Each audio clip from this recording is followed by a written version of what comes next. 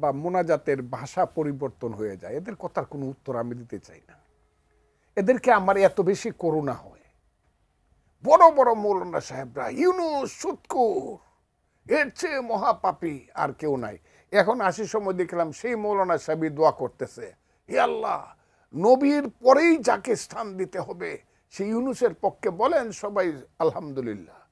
এদের কথার এই 500 টাকা 1000 টাকা যারা মানুষের ঘরে খায়া লিল্লা খায়া যারা বড় হইয়া বড় বড় কথা বলে, এদের কথা এদের কোনো সেন্স কাজ করে বলে আমি মনে করি। বাহাদুরি পাইয়া হুজুরদের সাথে বেয়াদবি করে আছে না নাই?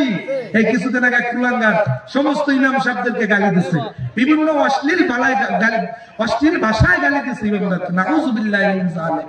হুজুর চিনলাম না বিবাহ জারে দিয়া, যার জন্য, যে ইমাম সাহেবের জন্য, যে আলেমের জন্য আমি পরিচয় দিতে পারি হারাম সন্তান, সেই আলেমের পিছনে লেগে গেছি। খবরদার, অনুরোধ করবো, কখনো লাগবেন না, কখনো লাগবে না আলেমের পিছনে, কখনো লাগবেন না আলেমের পিছনে, কখনো লাগবেন না আলেমের পিছনে, লাগবেন না।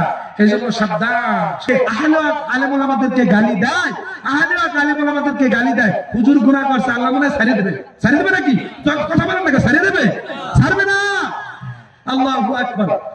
যারা আলেম ওলামাদেরকে গালি দেয়, আলেম ওলামাদেরকে গালি দেয়, আল্লাহ তাআলা বলেন উতুল্লিম বাদা জালিকা জানিন, তারা হলো অবৈধ সন্তান। জোরে বলেন নাউযুবিল্লাহ। আপনি হুজুরকে গালি দিতেছেন, তাহলে মনে করবেন আপনি বৈধ সন্তান না, অবৈধ সন্তান আছেন। আমার কথা না ভাই, কোরআনের আয়াত যে আপনি কাটেন, উতুল্লিম বাদা জালিকা জানিন, আপনি যে কোরআনের আয়াত কাটেন, এজন্য হুজুরদের পিছনে লাগবে না। আবার